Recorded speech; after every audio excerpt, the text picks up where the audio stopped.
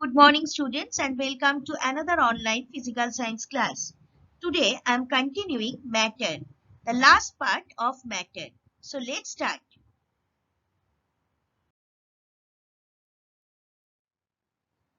Today's discussion topic: elasticity, stress and strain, Hooke's law, modulus of elasticity, longitudinal stress and strain, Young's modulus, elasticity in daily life, and behavior of materials beyond elastic limit.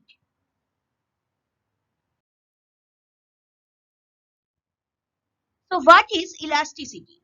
In physics and materials science, elasticity is the ability of a body to resist a distorting influence and to return to its original size and shape when that influence or force is removed. So, elasticity is the ability of an object or material to resume its normal shape after being stretched or compressed. See the diagram.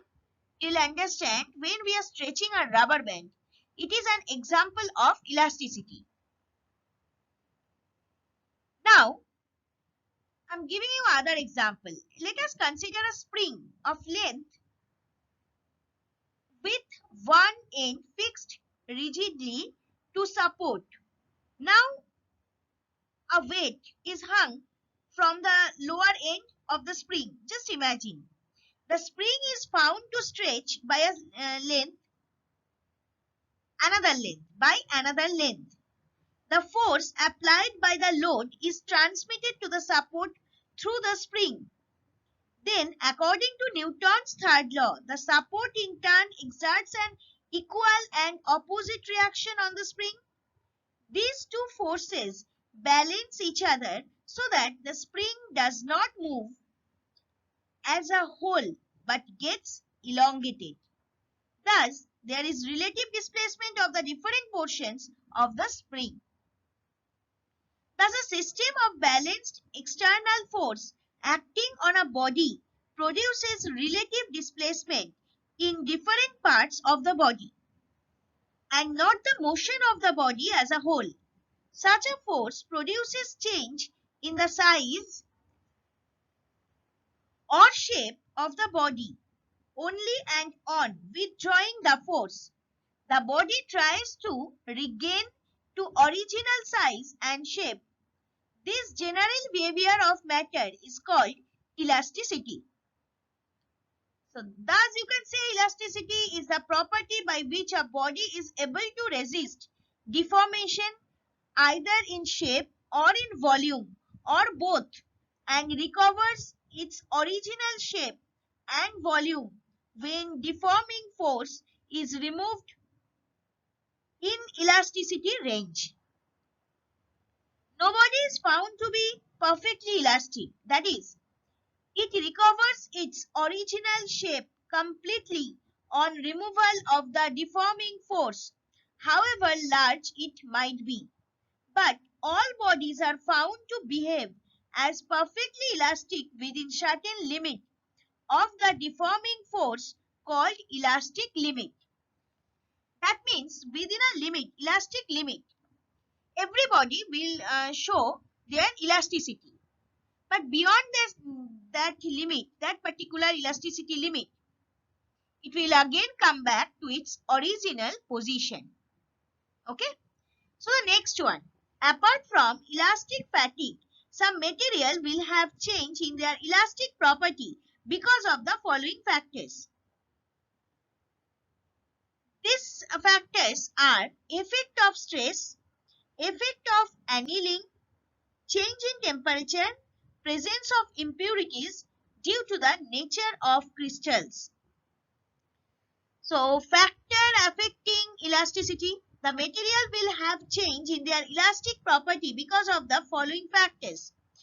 Mainly three factors are within this. I have described the five factors. The main factors are within this.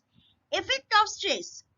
For large number of cycles of stresses, it loses its elastic property even within the elastic limit. Therefore, the working stress on the material should be kept lower then the ultimate tensile strength and the safety factor. Next, effect of annealing. Annealing is made to a material. It results in the formation of large crystal grains, which ultimately reduces the elastic property of the material. And the third one is effect of temperature. Normally, the elasticity increases with the decreasing temperature and vice versa. So, two examples also I have added. One is the elastic property of lead, that is lead metal, Pb, increases when the temperature is decreased. And the second one is the carbon filament becomes plastic at higher temperature.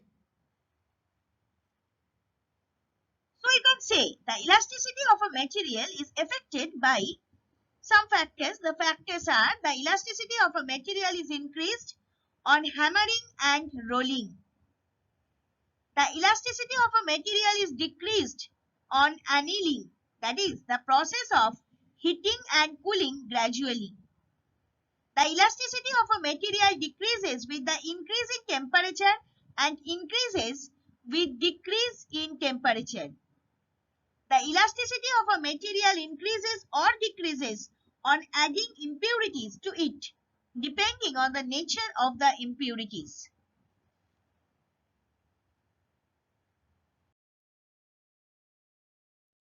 Next topic is stress and strain. Stress is the force applied to a material divided by the material's cross-sectional area. Sigma is equal to stress, Newton per meter square. Sigma is a Greek letter. That is Pascal. Newton per meter square means Pascal. F is equal to force, that is Newton. And A is equal to original cross-sectional area, expressed in meter square. So strain is the deformation or displacement of material that results from an applied stress. See the diagram. Stress by strain is equal to F by A divided by delta L divided by L0 is equal to Y. And diagram has also been given here also. Stress and strain has been shown clearly. So you can say whenever a deforming force is applied to a body, an internal reaction force is developed in it, which tends to resist the applied force and also to maintain the original shape and size of the body. The restoring force developed per unit area of the body is called stress. According to Newton's third law, the restoring force is equal and opposite to the applied force. So stress is measured by applied force per unit area of the body. Thus, stress is equal to, you can say, F by A means force applied on the body divided by area of cross section of the body. SI unit of stress is Newton per meter square and CGS unit is dyne per centimeter square. Strain is the ratio of the change in length, volume or shape to the original configuration. The strain, being the ratio of two similar quantities, is a pure number having no unit.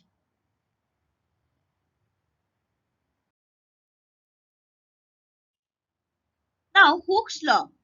Robert Hooke found from experimental observations that within elastic limit, the stress developed in a body is proportional to the strain produced in it.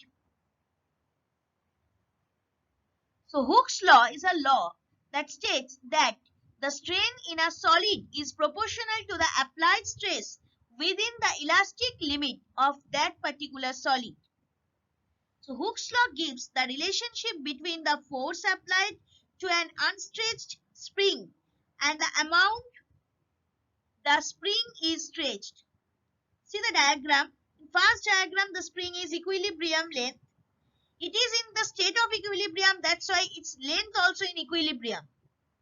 And then the second diagram, the stretched length of that particular spring has been shown. Now, Strain being a pure number, modulus of elasticity has the units as those of stress, that is Newton per meter square and dyne centimeter square in SI and CGS systems respectively.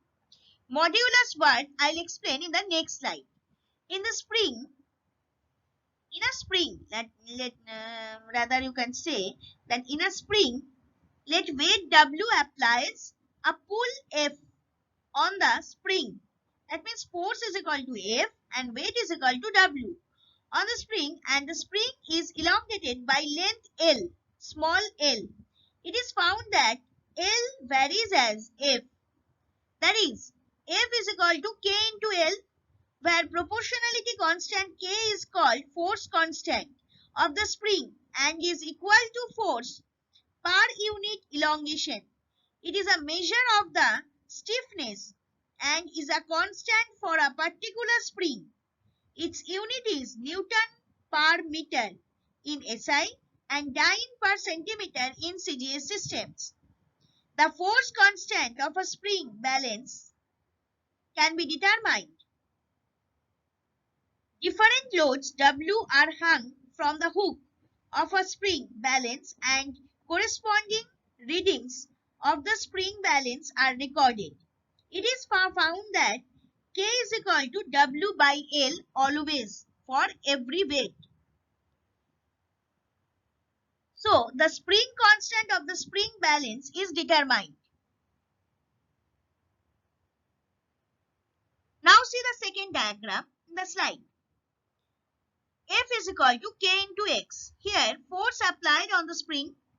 K is equal to spring constant or proportionality constant, you can say, or force constant. And X is equal to extension of the spring. That means length or extension of the spring means the new length of the spring, or L or X, whatever you can take. So F is equal to K into X is the mathematical expression of Hooke's law.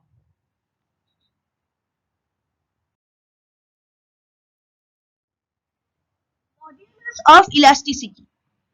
Modulus of elasticity is the ratio of the stress applied to a body or substance to the resulting strain within the elastic limit.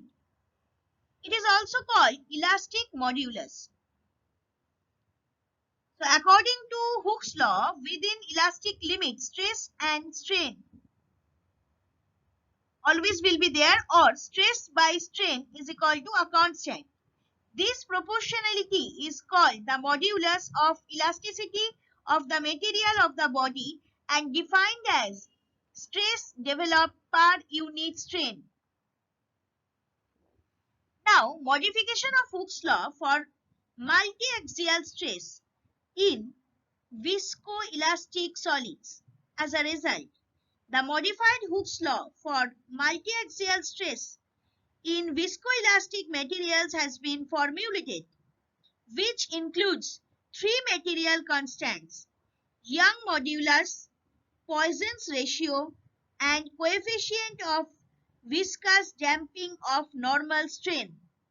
I am just taking the names because the last two are not in your syllabus, that's why I am not explaining. But you should know the point. Now see the diagram. Here, strength, elastic range, stress, strain, that means modulus has been drawn, everything has been shown clearly. So here you can say that Thomas Young modified Hooke's law and is called modified Hooke's law. It is stated as within elastic limit, stress is proportional to strain. The proportionality constant being characteristic of the material of the body under stress. Thus, within elastic limit, stress varies as strain. See the graph. In a graphical representation only I have shown you. So, stress by strain is equal to a constant. This constant is called the elastic modulus of the material of the body and is defined as stress developed per unit strain. Its unit is Newton per meter square in SI and dyne per centimeter square in CGS system. There are different types of elastic modulus depending on the type of stress and corresponding strains. We are interested here only in longitudinal stress and corresponding strains.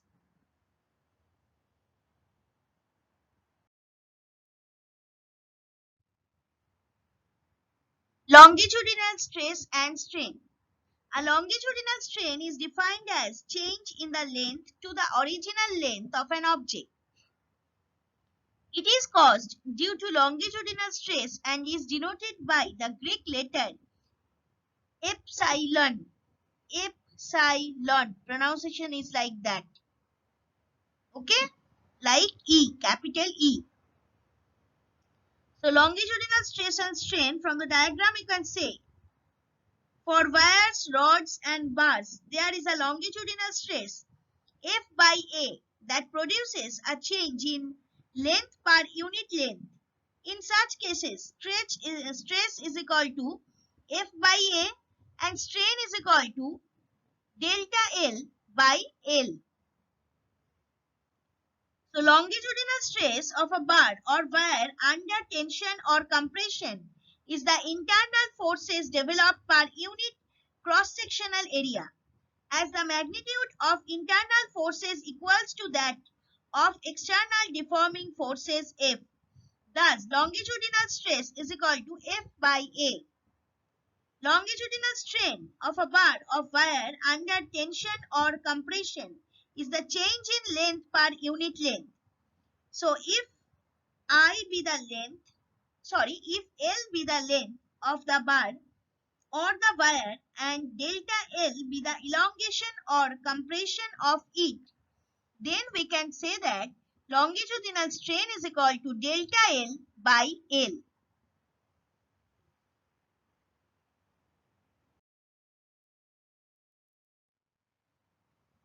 Now, Young's modulus. Young's modulus, that is E or Y, is a measure of a solid's stiffness or resistance to elastic deformation under load. It relates stress to strain along an axis or line. Young's modulus, that is equal to stress by strain, that is F by A. This is a specific form of Hooke's law of elasticity.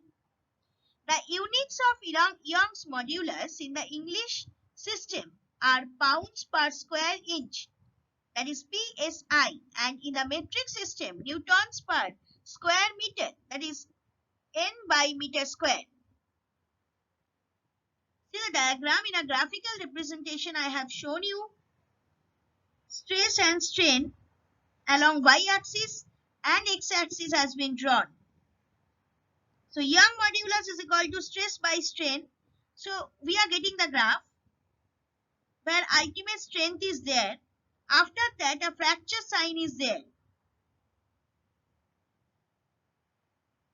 So Young's modulus of the material of a bar or wire under tension or compression is the ratio of the longitudinal stress to the longitudinal strain within elastic limit.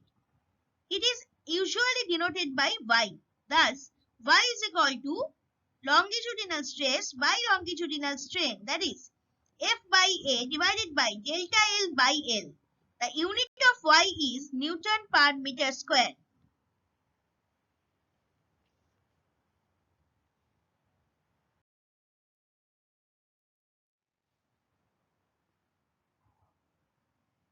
Now, elasticity in our daily life.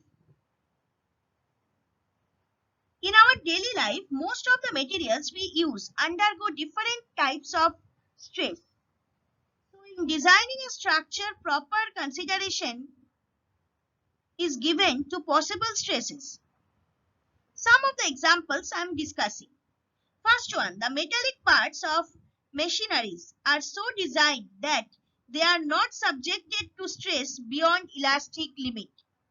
Number two, in cranes used for lifting heavy loads, thick and strong metallic ropes are used, and thickness of these ropes are determined from the elastic limit of the material of the rope.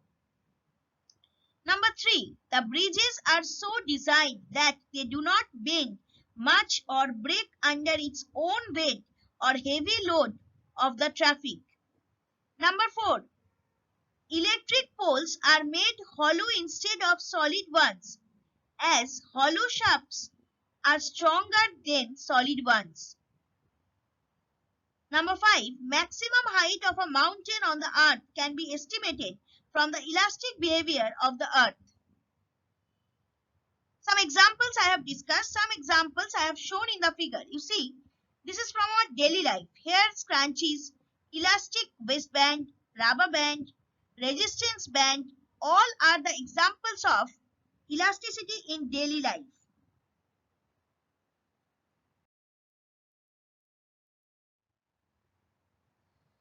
Now, the last topic, behavior of materials beyond elastic limit. When a wire is stressed beyond elastic limit of the material of the wire, Hooke's law is no longer applicable to account for the elastic behavior of the material. The wire doesn't regain its original shape completely even after removal of stress, and the wire acquires a permanent shape. The solid behaves like a plastic body. So first is coming ductility.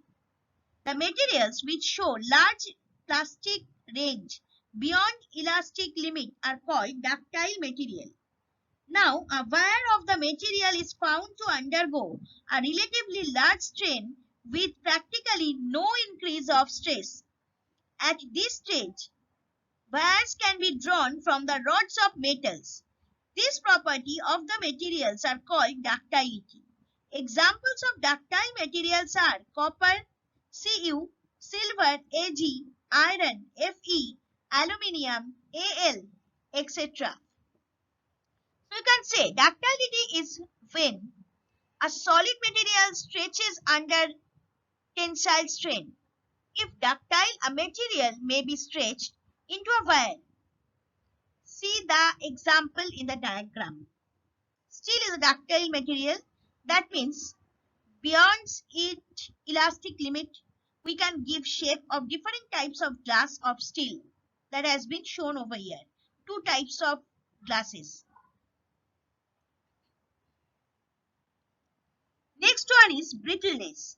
The solids which break soon after crossing the elastic limit are called brittle, and the property is called brittleness. Examples are glass, cast iron, etc. A material is brittle if, when subjected to stress, it breaks with little elastic deformation and without significant plastic deformation. Brittle materials absorb relatively little energy prior to fracture. Even those of high strength, breaking is often accompanied by a snapping sound. You can understand, I have given the diagram. After brittleness, this type of the metal form this type of material. Now the last one is malleability. If a solid is subjected to compression instead of tension, then also the body acquires a permanent set beyond the certain stage. This is the elastic limit for compression. Beyond this limit, the body behaves like a plastic body and the materials are called malleable. These materials can be hammered or rolled into sheets. Malleability is a physical property of metals that defines their ability to be hammered, pressed, or rolled into thin sheets without breaking. In other words, it is the property of a metal to deform under compression and take on a new shape. See the diagram. One example has been given. Malleability, that is metal hammered into thin sheets. As a gold is the most malleable metal. After hammering, it's forming a thin gold sheet. So this is an example of malleability. Thank you very much, student. For any doubts or queries, please email me at sudeshna1.sma@outlook.com. Even you need to mail your physical science assignment in this given email ID.